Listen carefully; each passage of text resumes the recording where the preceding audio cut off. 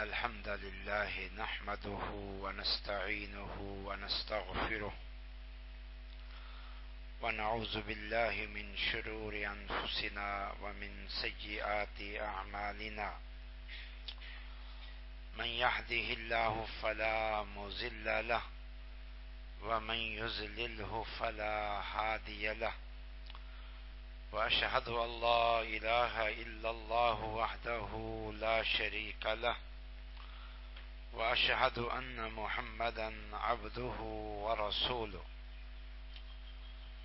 أما بعد فأعوذ بالله من الشيطان الرجيم يا أيها الذين آمنوا اتقوا الله حق تقاته ولا تموتن إلا وأنتم مسلمون يا أيها الناس اتقوا ربكم الذي خلقكم من نفس واحدة وخلق منها زوجها وبث منهما رجالا كثيرا ونساء واتقوا الله الذي تساءلون به والأرحام إن الله كان عليكم رقيبا يا أيها الذين آمنوا اتقوا الله وقولوا قولا سديدا يصلح لكم أعمالكم ويغفر لكم ذنوبكم ومن يطع الله ورسوله فقد فاز فوزا عظيما أما بعد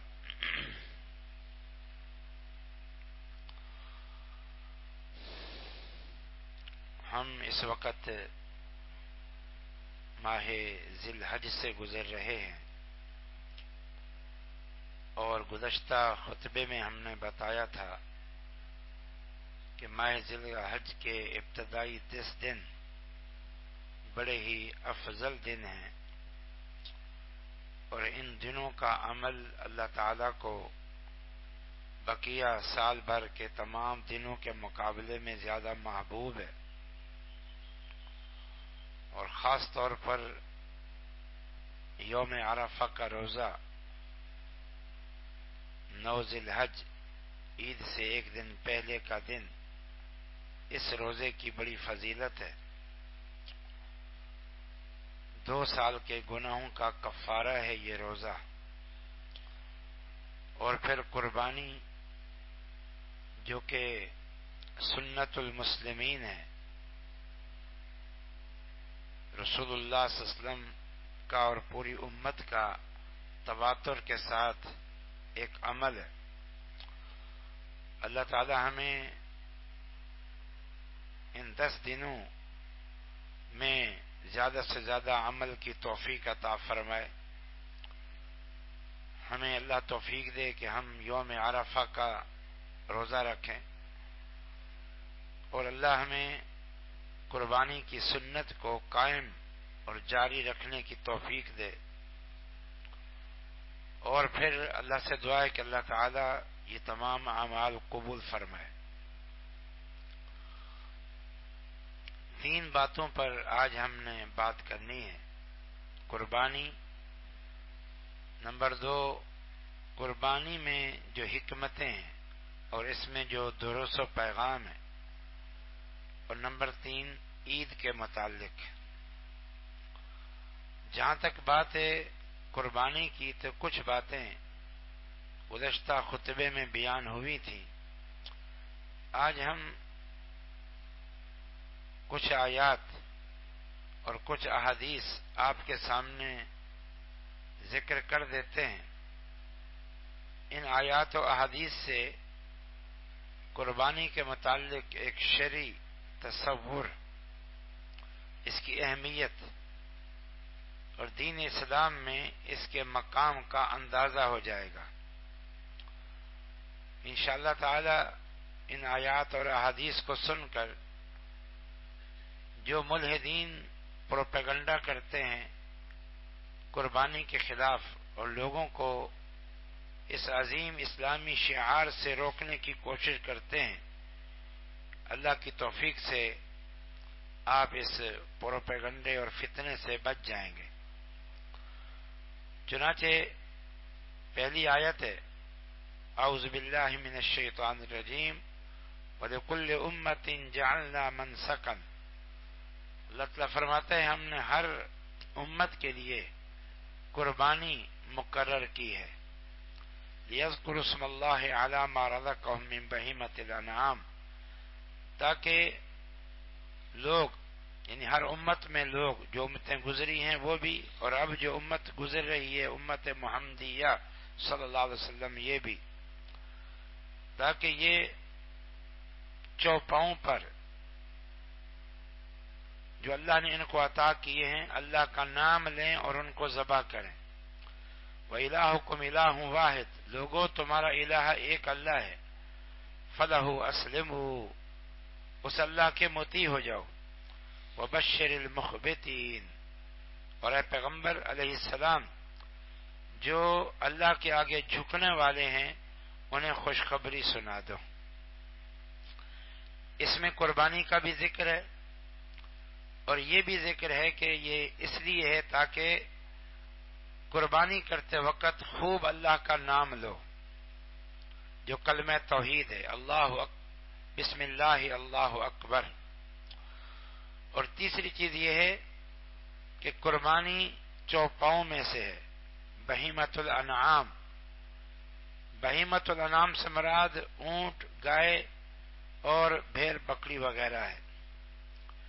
دوسری آیت، ان صلاتی و نسکی و محیای و مماتی للہ رب العالمین لا شریک لہ وبذلک امرت وانا من المسلمین، اے پیغمبر آپ اعلان کر دیں کہ لوگوں میری نماز اور میری قربانی صرف اللہ کے لیے، حتیٰ کہ میرا جینا اور مرنا بھی اللہ کے لیے، اس کا کوئی شریک نہیں، مجھے اسی چیز کا حکم دیا گیا ہے اور میں اللہ کے فرما برداروں میں سے ہوں۔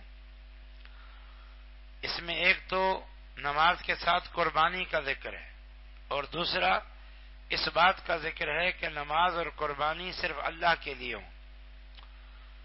یہ جانور کو ذبح کرنا، اللہ کے تقرب کے لیے قربانی دینا، یہ صرف اور صرف اللہ کے لیے ہو، اللہ کی رضا اور خوشنودی کے لیے ہو، مشرکوں کی طرح غیر اللہ کے نام کی نظر و نیاز اور قربانیاں نہ ہوں۔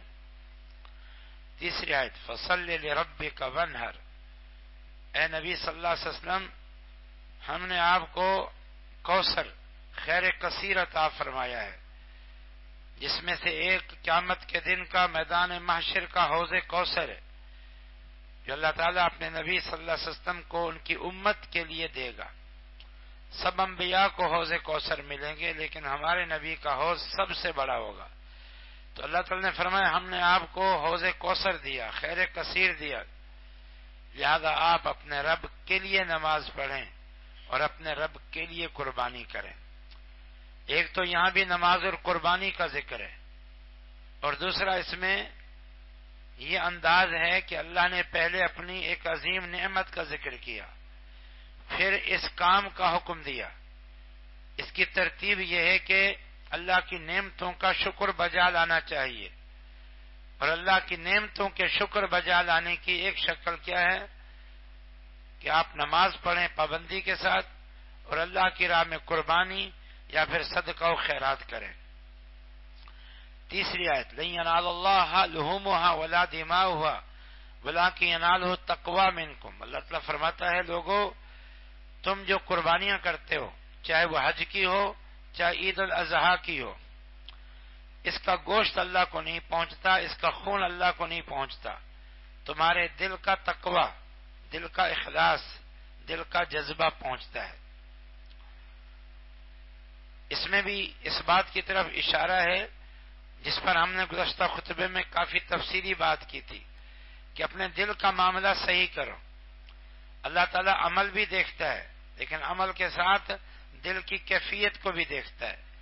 بڑی معروف حدیث ہے، ان اللہ لا ينظر الى صورکم ولا الى اموالکم ولکن ينظر الى اعمالکم وقلوبکم، لوگو اللہ تعالیٰ تمہارے مال اور تمہاری شکلوں کو نہیں دیکھتا، اللہ تعالیٰ تمہارے اعمال کو دیکھتا ہے اور پھر تمہارے دلوں کو دیکھتا ہے۔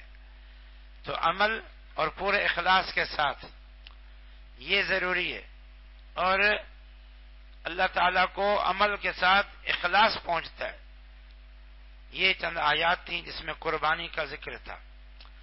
احادیث سنیے، احادیث ذرا ہم نے جلدی سے تھوڑی بے ترتیب سے جمع کی ہیں، صبح سے طبیعت ذرا ناساز تھی اس لیے وقت نہیں ملا، البتہ ہم نے کچھ احادیث جمع کی ہیں تو ان احادیث کو سنیے۔ سب سے پہلی جامع ترمذی اور ابو داؤد کی حدیث ہے صحیح سند کے ساتھ، یا ایھا الناس ان علی کل اہل بیت فی کل عام اضحیۃ، اے لوگو ہر گھرانے پر سال میں ایک بار ایک قربانی ہے۔ اگرچہ یہ واجب نہیں جیسا کہ ہم بتا چکے ہیں، لیکن کتنی تاکید ہے، کتنے زوردار انداز میں اللہ کے رسول فرما رہے ہیں کہ ہر گھرانے پر سال میں ایک بار قربانی ہے۔ اس میں ایک تو قربانی کا ذکر ہے ہر گھرانے پر، اور آپ جانتے ہیں کہ جو حج کی قربانی ہے وہ ہر گھرانے پہ نہیں ہے، وہ تو جو حج کرنے جاتے ہیں صرف ان پہ ہے۔ یہ قربانی پوری امت مسلمہ پر جہاں جہاں وہ رہتے ہیں عید الاضحیٰ کے دن ان پر قربانی ہے۔ اور اس میں ایک اور مسئلہ بھی ہے، اور وہ یہ کہ صرف ایک قربانی کافی ہے۔ وہ قربانی دمبے اور بھیڑ کی ہو یا وہ قربانی اونٹ گائے میں حصہ ہو۔ پچھلے جمعے بھی ہم نے بتایا تھا اونٹ میں 10 حصے اور گائے میں 7 حصے، تو ایک حصہ ہی ڈال دیں گے، یہ پورے گھرانے کی طرف سے قربانی ہے۔ تو اللہ نے اس کو بہت آسان رکھا ہے، سہولت پر مبنی رکھا ہے، آسان ہے اور سہولت پر مبنی ہے۔ دوسری حدیث، انس رضی اللہ عنہ فرماتے ہیں کان النبی صلی اللہ علیہ وسلم یضحی بکبشین وانا اضحی بکبشین، کہ اللہ کے رسول صلی اللہ علیہ وسلم 2 مینڈھے وہ قربانی کیا کرتے تھے، اضحیہ 2 مینڈھوں کی قربانی دیتے تھے۔ اللہ کے رسول کی اس سنت کو دیکھتے ہوئے میں بھی ہمیشہ 2 مینڈھے قربانی دیتا ہوں، تو ایک سے زائد دینے کا بھی اس حدیث سے ثواب ملتا ہے کہ ایک گھرانہ ایک تو ایک قسم کا امر مؤکد ہے اس پر، ایک تو قربانی ہے، ایک سے زائد بھی دے سکتے ہیں۔ اللہ کے رسول صلی اللہ علیہ وسلم زیادہ سے زیادہ نیکیوں کے طلبگار تھے، اس لیے آپ نے 2 قربانیاں دیتے تھے۔ ہاں البتہ حج کے موقع پر اس وقت مال غنیمت میں سے آپ کے حصے میں بہت کچھ آیا تھا، اس لیے آپ صلی اللہ علیہ وسلم نے حج کی جو قربانی دی، اللہ اکبر، اس دن 100 اونٹ اللہ کے رسول صلی اللہ علیہ وسلم نے ذبح کیے، نہر کی، 63 اپنے ہاتھوں سے، اور باقی علی رضی اللہ عنہ کو کہا کہ تم میری طرف سے نیابت کرو۔ تو یہ اللہ کے رسول کا عمل ہے، صحیح بخاری کی یہ حدیث ہے۔ دوسری حدیث صحیح مسلم کی، وہ قربانی کے جانور کی عمر کے بارے میں، یہ شرط حج کی قربانی کے لیے بھی ہے جو حجاج کرام دیتے ہیں، اور عید الاضحیٰ کی قربانی کے لیے بھی ہے، اور وہ شرط ہے فرمایا لا تذبحوا الا مسنۃ الا یسر علیکم فتذبحوا جزۃ من الظان، نہ تم ذبح کرو مگر دانتا، اگر دانتا جانور ملنا مشکل ہو یا تمہارے پاس سرمایہ نہ ہو تو پھر مینڈھے کا 1 سال کا جزا بھی تم ذبح کر سکتے ہو۔ سبحان اللہ۔ چوتھی حدیث، اس میں بھی قربانی کے جانور کے متعلق کچھ ہدایات دی گئی ہیں۔ فرمایا اربع لا تجوز فی الاضحیٰ، یہ ابو داؤد اور جامع ترمذی کی حدیث ہے۔ فرمایا لوگوں قربانی میں، لفظ قربانی جب ہم کہتے ہیں تو اس سے مراد عید الاضحیٰ کی قربانی ہے جو مسلمان اپنے اپنے علاقوں میں رہتے ہوئے کرتے ہیں۔ فرمایا قربانی میں نہیں جائز بہنگا جانور جس کا بہنگا پن ظاہر ہو، مریض جس کا مرض ظاہر ہو، لنگڑا جس کا لنگڑا پن ظاہر ہو، اور انتہائی بوڑھا جانور جس میں مخی نہ ہو، کوئی جان ہی نہ ہو۔ سبحان اللہ۔ 5ویں حدیث، رسول اللہ صلی اللہ علیہ وسلم فرماتے ہیں، اور یہ صحیح بخاری کی حدیث ہے، فرمایا ان اول ما نبدأ به فی یومنا ھذا ان نصلی، آپ صلی اللہ علیہ وسلم نے خطبہ عید دیا اور پھر فرمایا کہ لوگوں اس دن عید الاضحیٰ کے دن ہم سب سے پہلا کام جو کرتے ہیں وہ یہ نماز پڑھتے ہیں جو ابھی ہم نے پڑھی ہے، ثم نرجع فننحر، پھر ہم اپنے گھروں میں جاتے ہیں اور جا کر قربانی کرتے ہیں، الفاظ سنے، فرمایا من فعلہ فقد اصاب سنتنا، جس نے یہ کیا اور اس طرح کیا، پہلے نماز، عید اور پھر قربانی، وہ ہماری سنت کو پہنچا، ہمارے طریقے کو پہنچا۔ ایک حدیث میں فقد اصاب سنت المسلمین، وہ مسلمانوں کے طریقے کو پہنچا۔ اور آگے فرمایا ومن ذبح قبل، جس نے قربانی کا جانور ذبح کر دیا عید سے پہلے، فإنما هو لحم قدمه لأهله، وہ پھر ایک گوشت کی بکری ہے یا گوشت کا جانور ہے جو اس نے اپنے گھرانے کے لیے پہلے سے ذبح کر دیا، اور لیس من النسک فی شیء، قربانی سے اس کا کوئی تعلق نہیں ہے۔ یہ لفظ لیس من النسک، نسک، یہ لفظ نسک ابھی ہم نے آیتیں پڑھی تھی قرآن کی، ان صلاتی و نسکی لکل جعلنا منسکا، تو اس نسک میں حج کی قربانی بھی آتی ہے، اور اس نسک میں یہ عید الاضحیٰ کی بھی قربانی آتی ہے، اور حج کے موقع پر تو عید الاضحیٰ حجاج کرام پڑھتے ہی نہیں ہیں، اور یہ صحیح بخاری کی حدیث ہے، اور اس کو نسک کہا گیا ہے۔ اور دوسرا فرمایا ہم پہلا کام نماز عید پڑھتے ہیں، جبکہ حجاج نماز عید نہیں پڑھتے، تو یہ عید الاضحیٰ کی قربانی ہے جو صحیح بخاری میں۔ اس کے بعد اگلی حدیث، اس میں بھی ایک ہدایت ہے جس کا ذکر پچھلے جمعے بھی ہوا تھا، لیکن کیونکہ یہ ہم وہ احادیث بیان کر رہے ایک جگہ پہ جس میں قربانی کا ذکر ہے، فرمایا من رأى هلال ذی الحجۃ واراد ان یضحی فلا یاخذن من اشعاره واظفاره، جو ذی الحج کا چاند دیکھ لے اور قربانی کا ارادہ کیے ہوئے ہے تو پھر وہ اپنے بال بھی نہ ترشوائے، نہ کاٹے، نہ مڑوائے، اور ناخن بھی نہ ترشوائے۔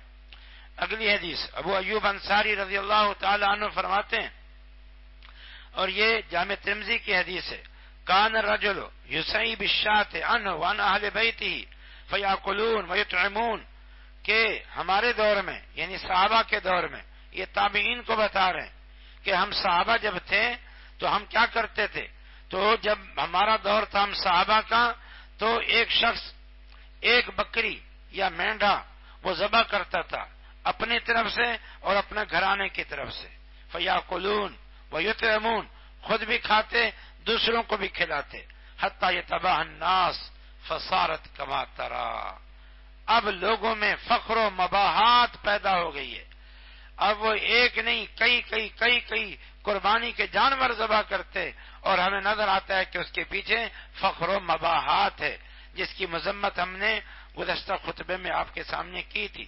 تو ابو ایوب انصاری نے ایک تو یہ ذکر کیا کہ ہم لوگ قربانی کرتے تھے اور ہر گھر سے ایک قربانی ہوتی تھی، بعد میں لوگوں میں یہ فخر و مباحات پیدا ہو گئی ہے، بلکہ آپ حیران ہوں گے بعض سلف میں نے جب لوگوں میں دیکھا کہ وہ قربانیاں بہت کرتے ہیں فخر و مباحات کے طور پر، تکبر اور ریاکاری کے طور پر، تو وہ بس اوقات قربانی نہیں کرتے تھے، یہ بتانے کے لیے کہ یہ فرض نہیں ہے، یہ امر واجب نہیں ہے، تاکہ لوگوں میں جو فخر و مباحات ہیں کہ یہ تو ایک قربانی بھی فرض نہیں ہے اور تم فخر و مباحات کے اور ریاکاری کے طور پر تم اتنی قربانیاں کرتے ہو۔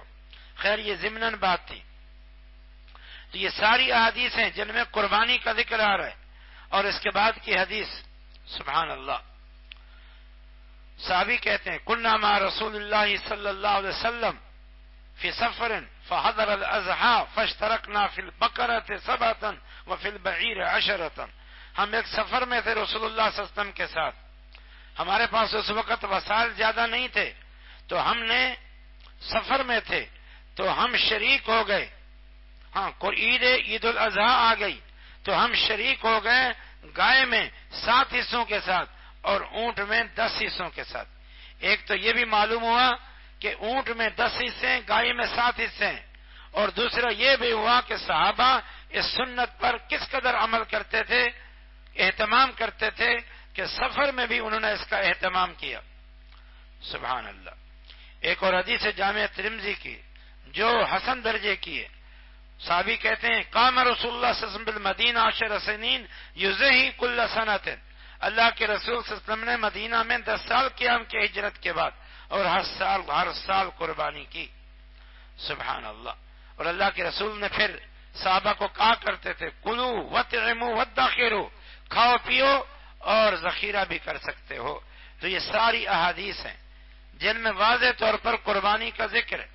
یہ ہم نے احادیث بتائی ہیں، وگرنہ صحابہ کے عمل جو اللہ کے رسول کے بعد ان سے ثابت ہیں، پھر تابعین سے، پھر محدثین سے ثابت ہیں، وہ تو ایک تواتر عملی ہے۔ امت مسلمہ کا ایک اجماع ہے اس سنت پر، اس عمل پر۔ آخر میں امام ترمذی رحمہ اللہ کا قول سنیں۔ یہ کچھ احادیث اس میں جو ہم نے ذکر کی جامع ترمذی میں تھی، اور امام ترمذی تمام احادیثیں کسی باب کی ذکر کرنے کے بعد اس پہ تبصرہ کرتے ہیں، اس میں مسلک بتاتے ہیں اور لوگوں کے عمل کے حوالے سے بات کرتے ہیں۔ چنانچہ ان احادیث کو بیان کرنے کے بعد کہتے ہیں وَالْعَمَلُ عَلَى هَذَا عِنْدَ أَهْلِ الْعِلْمِ، یہ جو قربانی کرنا اس پر اہل علم کا ہمیشہ عمل رہا ہے۔ اور نمبر 2 کہتے ہیں ان الْأُضْحِيَةَ لَيْسَتْ بِوَاجِبَةٍ، اور سارے اہل علم یہ کہتے ہیں کہ قربانی واجب نہیں ہے، ولیکن سنت سنھا رسول اللہ، یہ ایک سنت ہے جسے اللہ کے رسول نے جاری کیا، یستحب ان یعمل بہ، ہر دور میں مسلمانوں نے، امام ترمذی فرما رہے ہیں کہ مجھ سے پہلے تمام زمانے میں مسلمان اس عمل کو کرتے تھے، فرض سمجھ کے نہیں لیکن کرتے تھے مستحب سمجھ کے۔ تو یہ قربانی ایک انتہائی اہم عمل ہے، مشروع مسنون عمل ہے۔ اس کے منکرین بہت ہی زیادہ گمراہی کا شکار ہیں۔ اکثر یہ لوگ منکرین حدیث ہیں، ملحدین ہیں، اور طرح طرح کی باتیں کرتے ہیں۔ ان میں سے اہم ترین جو ان کی بات ہے نعوذ باللہ وہ یہ ہے کہ بھائی غریب غربا مساکین بیوگان موجود ہیں، ان پہ خرچ کرو قربانی کرنے کی بجائے۔ بچیاں ہیں، یتیم بچیاں ہیں یا غریب بچے ہیں جن کے رشتے رکے ہوئے، ان پہ خرچ کرو۔ شاید ہم نے گزشتہ جمعے بات کی تھی، مجھے یاد نہیں ہے، کہ بھئی اس سے کون منع کرتا ہے؟ اس سے کوئی منع نہیں کرتا، سال بھر پڑا ہوا ہے۔ اگر آپ نے سال کے دوران اپنا سارا سرمایہ غریب غربا بیوگان یتامہ پہ خرچ کر دیا، اور جب قربانی کا وقت آیا آپ کے پاس ان غریب غربا پر خرچ کرنے کی وجہ سے قربانی کے لیے جانور خریدنے کے لیے پیسے نہیں ہیں، تو کوئی حرج نہیں، آپ نہ کریں، کیونکہ آپ سارے پیسے خرچ کر چکے ہیں۔ لیکن اگر سال بھر تو غریب غربا یتامہ مساکین یاد نہ آئے، یا دیگر جو بھی ضرورت ہے مسلمانوں کی یاد نہ آئے، جب ایک مشروع مسنون عمل وہ اس کی باری ہے تو اب آپ کو غریب غربا یاد آنے لگ جائیں، تو یہ افسوس کی بات ہے۔ یہ دینی احکامات، نیکی کے کام، مشروع مسنون اعمال کی قربانی کی بنیاد پر غریب غربا کی مدد یہ کوئی حیثیت نہیں رکھتی، وگرنہ تو پھر حج بھی نہ کرو، عمرہ بھی نہ کرو، اور پھر دیگر بھی جو معاملات ہیں، مساجد ہیں، مدارس ہیں اور دین کی تبلیغ کے معاملات ہیں، یہ بھی نہ کرو۔ کیوں کہ جی یہ پیسہ غریب غربا پر خرچ کر دیا جائے۔ غریب غربا کی ہمدردی قابل تعریف ہے، سال بھر پڑا ہے، اللہ نے جو دیا یہ کرے، لیکن جب کوئی دینی امر آئے تو پھر وہ دینی امر کا آپ اہتمام کریں۔ اللہ تعالیٰ توفیق عطا فرمائے۔ اب ہم دوسری بات کی طرف آتے ہیں۔ اس قربانی میں بڑی حکمتیں پوشیدہ ہیں اور بڑے دروس اور بڑے پیغام پوشیدہ ہے، اس طرف بھی توجہ دے۔ نمبر 1، یہ ابراہیم علیہ السلام کی قربانی کی یاد ہے، ابراہیم علیہ السلام کی قربانی کی یاد ہے، یہ اہم، اس کو آپ حکمت کہہ لیں۔ اللہ نے قربانی کو جاری کر کے اس حکمت کے تحت جاری کیا کہ قیامت تک میرے بندوں کو میرے ابراہیم کی قربانی یاد رہے، وہ آزمائش پہ پورا اترے، ان کا اس آزمائش پر ثابت قدمی اختیار کرنا یہ یاد رہے، ابراہیم علیہ السلام کی اطاعت اور فرما برداری کا یہ عظیم الشان مظاہرہ یاد رہے۔ یہ اس میں حکمت عمل بھی ہے، ثواب بھی ہے، اور ضمناً جب بھی آپ قربانی کرتے ہیں خود بخود ابراہیم علیہ السلام کی قربانی یاد آ جاتی ہے، یا پھر ممبر و محراب سے اس قربانی کو یاد کرا کے آپ کو اس حکمت اور درس اور پیغام سے وہ متنبع کیا جاتا ہے۔ ہم اختصار کے ساتھ اس واقعے کو آپ کے سامنے عرض کر دیتے ہیں، صرف آیات کا ترجمہ کر دیتے ہیں۔ یہ سورۃ الصافات کی آیات ہے۔ یہ قصہ ابراہیم علیہ السلام کی قربانی کا آیت نمبر 83 سے آیت نمبر 112 تک پھیلا ہوا ہے، لیکن چھوٹی چھوٹی آیات ہیں، طویل آیات نہیں ہیں. ذرا سنیں. رب ہب لی من الصالحین. ابراہیم علیہ السلام نے اللہ سے دعا کی، اے اللہ مجھے نیک اولاد عطا فرما. فبشرناہ بغلام حلیم. ہم نے انہیں ایک بردبار بیٹے کی بشارت دی، اس سے مراد اسماعیل علیہ السلام. فلما بلغ معہ السعی. جب وہ بچہ وہ چلنے پھرنے اور بھاگنے دوڑنے کی عمر کو پہنچ گیا. مفسرین نے لکھا ہے یہ بلوغت کی عمر ہوتی ہے، یعنی بلوغت کی عمر کو، یا اس سے تھوڑا سا پہلے کی عمر ہے، پہنچ گیا. قال یا بنی. ابراہیم علیہ السلام نے کہا اے بیٹے، انی اری فی المنام انی اذبحک. میں نے خواب میں دیکھا ہے کہ میں تمہیں ذبح کر رہا ہوں. تمام مفسرین نے بالاتفاق یہ بات کی ہے کہ انبیاء کے خواب اللہ کی طرف سے ہوتے ہیں. تو بات ابراہیم علیہ السلام بھی جانتے تھے، ان کے بیٹے اسماعیل جو بھی بلوغت کی عمر کو پہنچ رہے تھے وہ بھی جانتے تھے اپنے باپ کی تعلیم و تربیت سے. مانا یہ کہ اللہ کا حکم ہے آپ کو ذبح کروں. اسماعیل علیہ السلام نے کہا یا ابت افعل ما تؤمر. اے ابا جان، جو آپ کو حکم ملا ہے اسے کر گزریے. ستجدنی انشاءاللہ من الصابرین. مجھے انشاءاللہ صبر کرنے والوں میں سے پائیں گے. فلما اسلما وتلہ للجبین. جب یہ دونوں اللہ کے حکم کے مطیع بن گئے اور ابراہیم نے اپنے بیٹے کو پہلو کے بل، یا بعض مفسرین کہتے ہیں گدی کے بل لٹا دیا اور چھری پھیرنا شروع کرنے لگے. نادیناہ ان یا ابراہیم. تو ہم نے آواز دی اے ابراہیم ان قد صدقت الرؤیا. آپ نے اللہ کے حکم جو خواب میں دکھایا گیا تھا اسے پورا کر دیا، آپ سچے ثابت ہو گئے. اللہ اکبر. وفدینا ان ھذا لہو البلاء المبین. اے ابراہیم یہ بہت بڑی آزمائش تھی جس پر آپ پورے اترے. حقیقت بھی یہ ہے کہ یہ سب سے بڑی آزمائش تھی. وفدینا بذبح عظیم. اللہ فرماتے ہیں ہم نے تمہارے اس بیٹے کے بدلے ایک اور قربانی ہم نے فدیہ میں دے دی ہے، اور اللہ نے جنت سے مینڈا بھیجا جسے ابراہیم علیہ السلام نے ذبح کیا. وترکنا علیہ فی الآخرین. ہم نے ابراہیم کا ذکر خیر بعد میں آنے والی ساری امتوں میں رکھ دیا. سلام علی ابراہیم. ابراہیم پر اللہ کا سلام ہو. انا کذالک نجزی المحسنین. ہم نیک کاروں کو یہی جزا دیتے ہیں. کیا جزا؟ ان کو استقامت دیتے ہیں. جو لوگ نیکی کی راہ پہ چل رہے ہوتے ہیں، نیکی سے محبت کرتے ہیں، اللہ کی فرما برداری کی راہ پہ چل رہے ہوتے ہیں، ان کو بدلہ یہ ملتا ہے کہ مشکل گھڑی میں، آزمائش کی گھڑی میں ان کو ثابت قدمی نصیب ہو جاتی ہے. جو پہلے سے ہی دین کی راہ پہ نہیں ہیں، اللہ کے ساتھ جڑے ہوئے نہیں ہیں، پھر آزمائشیں تو آتی ہیں. پھر آزمائشیں آتی ہیں، جو رہا سہا دین ہوتا ہے وہ بھی ختم ہو جاتا ہے، وہ گمراہی کی طرف چلے جاتے ہیں. اس لیے چاہتے ہو کہ دنیا کے ان فتنوں میں، آزمائشوں میں سرخرو ہو جاؤ اور اپنے دین کو بچاؤ مشکلات کے موقع پر، تو دین کے ساتھ جڑے رہو. اللہ اس کی برکت سے تمہیں دین پر استقامت عطا فرمائے گا. اس پر کوئی لمبی بات ہم نہیں کرتے، وگرنہ اس پر مزید بات بھی ہو سکتی ہے. سبحان اللہ. اور اس میں ایک اور حکمت یا پیغام یا درس پوشیدہ ہے، اور وہ یہ ہے کہ یہ واقعہ اطاعت و فرما برداری کی عظیم مثال ہے. ابراہیم علیہ السلام کی پوری زندگی ہی اطاعت و فرما برداری سے تعبیر تھی. ہجرت کی، بیوی بچوں کو جنگل بیاباں میں بیت اللہ کی جہاں بنیادیں تھیں وہاں چھوڑا، پھر بیت اللہ کی تعمیر کی اور اپنی پوری زندگی اللہ کے دین کی خدمت میں گزار دی. اللہ تعالیٰ کے ساتھ ابراہیم علیہ السلام کا سچا اور مضبوط تعلق تھا، جس کی جھلکیں دیکھیں. اذ قال له ربه اسلم قال اسلمت لرب العالمین. اللہ نے ابراہیم علیہ السلام سے کہا اے ابراہیم میرے مطیع ہو جائیں.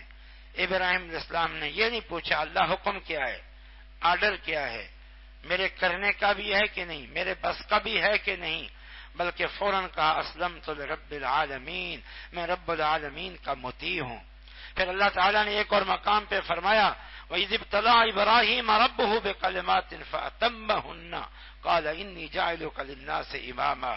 اللہ نے ابراہیم علیہ السلام کو کچھ احکامات دین سے آزمایا، وہ ان پر لاگو کیے، شریعت بنا دی، فَأَتَمَّهُنَّ، ابراہیم علیہ السلام نے سب احکامات کو پورا کیا، ان کو بجا لائے۔ تو اللہ نے کیا کہا؟ اِنِّی جَاعِلُکَ لِلنَّاسِ إِمَامًا، ہم آپ کو رہتی دنیا کا امام بناتے ہیں۔ کہیں فرمایا وَإِبْرَاهِيمَ الَّذِي وَفَّى، ہمارا ابراہیم وہ تھا جو ہمارا وفادار تھا۔ کہیں فرمایا وَاتَّخَذَ اللَّهُ إِبْرَاهِيمَ خَلِيلًا، لوگوں اللہ نے ابراہیم کی ان قربانیوں، اس استقامت، اس اطاعت و فرما برداری کی بنیاد پر انہیں اپنا خلیل اور انتہائی قریبی دوست بنا لیا۔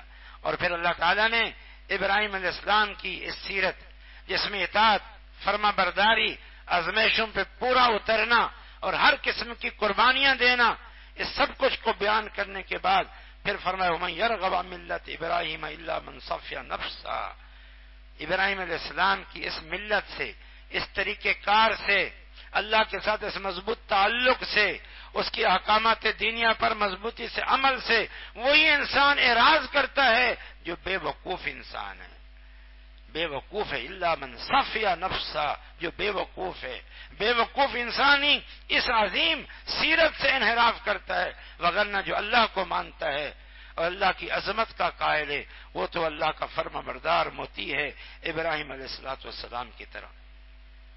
اس کا ایک عظیم درس ہے، سبق ہے، پیغام ہے، اور وہ توحید کا پیغام ہے۔ اس قربانی کے ذریعے توحید کا سبق ہے۔ نمبر ایک یہ مشرکین کے مقابلے میں اس قربانی کا قیامت تک کے لیے امتوں میں رکھ دیا گیا، کیونکہ مشرک غیر اللہ کے نام کے جانور ذبح کرتے ہیں، قربانی کی صورت میں اللہ تعالیٰ نے اس کو رکھ دیا کہ تم اللہ کے نام پہ یہ قربانیاں کرو۔ اس لیے تو رسول اللہ صلی اللہ علیہ وسلم نے فرمایا ان صلاتی و نسکی و محیای و مماتی للہ رب العالمین، میری نماز، میری قربانی اللہ رب العالمین کے لیے ہے۔ اس لیے تو اللہ تعالیٰ نے فرمایا فصل لربک وانحر، اپنے رب کے لیے نماز پڑھیں، اپنے رب کے لیے قربانی کریں۔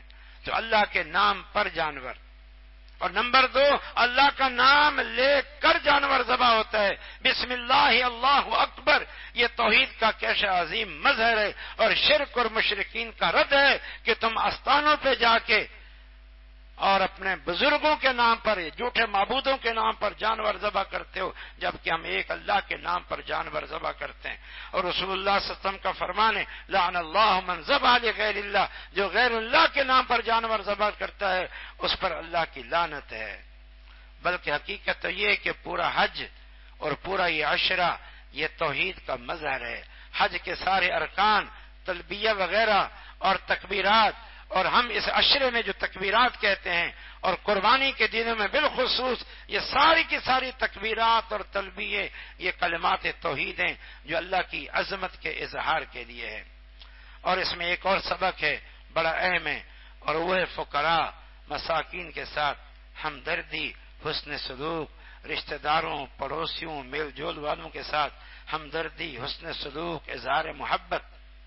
سبحان اللہ۔ لیکن میں نصیحت کروں گا کہ یہ ہمدردی اور حسن سلوک دائمی ہونی چاہیے، یہ آپ کی زندگی کا ایک جزو لا ینفک ہونا چاہیے۔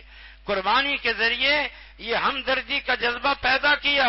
آپ ڈھونڈتے ہیں غریب غربا، دیکھتے ہیں کس رشتہ دار نے قربانی نہیں کر سکا بیچارہ، دیکھتے ہیں کس پڑوسی نے قربانی نہیں کی، استطاعت نہیں ہے، وہاں لازمی بھجوانے کی کوشش کرتے ہیں۔ تو سال بھر بھی اپنے اندر یہی جذبات پیدا کرے کہ کون ہے جو غریب ہے، تنگ دست ہے، کرائے کا مکان ہے، علاج کے پیسے نہیں ہیں، چولہا جلانے کے پیسے نہیں ہیں، فلاں پریشانی فلاں پریشانی۔ تو پھر یہ سبق ہے کہ یہ ہمدردی اور حسن سلوک کا معاملہ سب مسلمانوں کے ساتھ، غریب اور غربا بھی، پڑوسی اور رشتہ دار بھی، میل جول والے بھی، ان کے ساتھ دائمی ہونا چاہیے۔ بالخصوص جو صاحب حیثیت افراد ہیں، جو اہل خیر ہیں، اہل ثروت ہیں، انہیں سال بھر اپنے مسلمان بھائیوں، وہ غریب غربا ہوں، رشتہ دار ہوں، پڑوسی ہوں، میل جول والے ہوں، ان کے ساتھ محبت، ہمدردی، کفالت، سرپرستی کا مظاہرہ کرنا چاہیے۔ ہماری حالت یہ کہ ہم قربانی کر کے سارا سال بھول جاتے ہیں، حتیٰ کہ غریبوں کو بھی بھول جاتے ہیں، پڑوسیوں کو بھی بھول جاتے ہیں، رشتہ داروں کو بھی بھول جاتے ہیں۔ کوئی آتا بھی ہے تو کہتے ہیں بس وہ رمضان میں آنا، رمضان کے بعد جیسے صدقہ کرنے سے اللہ نے منع کر دی ہے، جیسے یہ ثواب کا کام نہیں، نعوذ باللہ حرام کام ہو گیا ہے۔ اللہ تمہیں ہر وقت دے، خوب دے، ہمیشہ کے لیے دے، اور اس میں سے آپ اللہ کے بندوں کو اپنی کچھ گنجائش نکال کے نہ دیں تو یہ طرز عمل درست نہیں ہے۔ بہت کچھ اور کہا جا سکتا ہے، وقت مزید اجازت نہیں دیتا، صرف 2 باتیں ہیں مختصر، دوسرے خطبے میں ہم عرض کریں گے۔ اللہ تعالیٰ سمجھ اور عمل کی توفیق عطا فرمائے۔ وما علینا الا البلاغ۔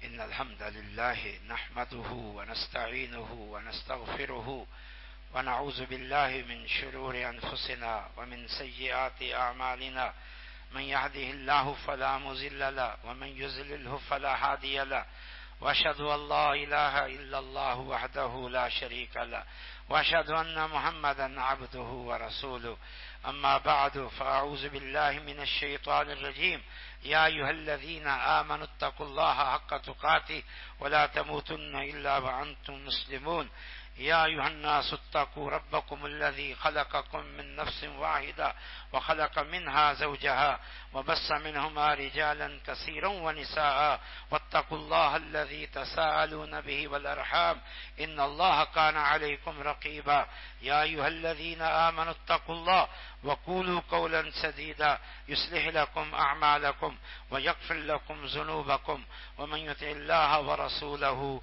فقد فاز فوزا عظيما۔ قربانی کے دروس میں سے جو اہم درس ہے اور آخری ایک بات ہے وہ یہ کہ قربانی کے عمل سے ہمیں اتباع سنت کا درس ملتا ہے۔ مختصر بات کرتا ہوں، وہ کیسے؟ دیکھیں، قربانی میں قدم بقدم شرائط ہیں، قیود ہے، پابندیاں ہیں۔ مہینے کی پابندی کہ ذی الحج میں ہے، دن کی پابندی 10 ذی الحج کو اور اس کے بعد مزید 3 دن، اور وقت کی پابندی کہ عید کے بعد کرنی، عید سے پہلے نہیں۔ جانور کی پابندی، اونٹ گائے بھیڑ بکری ہو۔ عمر کی پابندی کہ وہ دانتا ہو یا پھر 1 سال کا، وہ بھیڑ اور دمبے کا کھیرا بھی جائز ہے، پھر وہ بے عیب ہو۔ اب یہ ساری قدم بقدم پابندیاں، حتیٰ کہ آپ نے سنا اللہ کے رسول صلی اللہ علیہ وسلم نے فرمایا جس کسی نے عید سے پہلے جانور ذبح کر دیا اس کی قربانی نہیں ہوئی۔ تو یہ سبق مل رہا ہے کہ نہیں مل رہا کہ جب اللہ رسول کوئی پابندی لگا دے، کچھ ہدایات جاری کر دے، تو بس عمل کی قبولیت کے لیے ان ہدایات پر عمل ضروری ہے۔ ہمارا معاشرہ کیا بن چکا ہے؟ قربانی میں تو ان شرائط کا لحاظ رکھتے ہیں سب۔ کبھی دیکھا کسی کو کہ وہ لنگڑا جانور ذبح کر رہا ہو، قربانی کر رہا ہو نماز عید سے پہلے، اندھا جانور ذبح کر رہا ہو، انتہائی لاغر جانور جو چل نہ سکتا ہو ذبح کر رہا ہو، سینگ ٹوٹا ہوا ہو ذبح کر رہا ہو، کان کٹا ہوا ہو ذبح کر رہا ہو؟ کسی کو دیکھا ہے؟ بلکہ ایک ایک بندے کو یہ مسائل معلوم ہے۔ وہاں تو کوئی نہیں کہتا یار چل جائے گی چل جائے گی چل جائے گی، لیکن جب ہم دیگر نماز، روزہ، حج، زکات، اذکار، تلاوت کے متعلق آداب بتاتے ہیں تو کہتے ہیں چھوڑے چھوڑے سب چل جائے گا، سب جائز ہے، اللہ قبول کرنے والا، اللہ جیسے چاہے قبول کر۔ یہ طرز عمل دوغلی پالیسی ہے۔ جب قربانی کے ذریعے اللہ نے ان حدود اور قیود اور شرائط اور ضوابط کو لاگو کر کے اور ہمارے دل و دماغ میں بٹھا کے ہمیں یہ سبق دیا ہے کہ دین کے سارے معاملات میں یہ طرز عمل اختیار کریں۔ اس پر مزید بات کی جا سکتی ہے لیکن میں اسی پر اکتفا کرتا ہوں اس بارے میں۔ آخری بات نماز عید کے بارے میں ہے کہ تکبیرات کا اس عید میں تو اہتمام ذی الحج کا چاند نظر آتے ہی ہو جانا چاہیے، اور انشاءاللہ ہو رہا ہے، اور یہ تکبیرات یہ 13 ذی الحج کی غروب تک جاری رہنی چاہیے۔ خاص طور پر یہ 9 ذی الحج کی صبح سے لے کر اس کا اہتمام اور زیادہ ہونا چاہیے۔ عیدگاہ کی طرف جاتے اور آتے وقت اور زیادہ ہونا چاہیے۔ سنت طریقہ یہ ہے کہ اگر قریب عیدگاہ ہے تو پیدل جائیں اور پیدل آئیں، راستہ بدل کے آئیں، جس راستے سے گئے ہیں جس حد تک بدل سکتے ہیں آئیں. خواتین کو لازمی طور پر شریک کریں، یہ اللہ کے رسول صلی اللہ علیہ وسلم کی تاکید ہے، بخاری مسلم کی حدیث ہے. خطبہ لازمی سنیں. آج کل لوگ خطبہ نہیں سنتے، گرمیوں کے موسم اور حبس کی وجہ سے تو اور زیادہ افراتفری پھیلتی ہے. یہ سنت کے خلاف ہے. خطبہ سنیں، پورا جامع اور مختصر خطبہ ہوتا ہے. قربانی کے گوشت سے بہتر یہی ہے کہ نماز عید الاضحیٰ پہ جانے سے پہلے نہ کھائیں اور قربانی کے جانور کے گوشت کو ہی جلد سے پکا کے کھائیں. یہی سنت طریقہ ہے. باقی کوئی ناجائز کوئی حرام کام نہیں ہے. واللہ اعلم. باقی ہم یاد دہانی کے طور پر صوم یوم عرفہ کی پھر یاد دہانی کرائیں گے کہ یوم عرفہ کا روزہ جو ہمارے ہاں منگل کے دن آ رہا ہے، کیونکہ بدھ کو عید ہے، اس کا ضرور اہتمام کریں. 2 سال کے گناہوں کا کفارہ ہے. اللہ تعالی عمل کی توفیق عطا فرمائے. اللہم صلی علی محمد وعلی آل محمد كما صليت على إبراهيم وعلى آل إبراهيم إنك حميد مجيد. اللهم بارك على محمد وعلى آل محمد كما باركت على إبراهيم وعلى آل إبراهيم إنك حميد مجيد. اللهم انصر من نصر دين محمد صلى الله عليه وسلم واجعلنا منهم، واخذل من خذل دين محمد صلى الله تعالى عليه وسلم ولا تجعلنا منهم. عباد الله رحمكم الله، إن الله يأمر بالعدل والإحسان وإيتاء ذي القربى وينهى عن الفحشاء والمنكر والبغي يعظكم لعلكم تذكرون.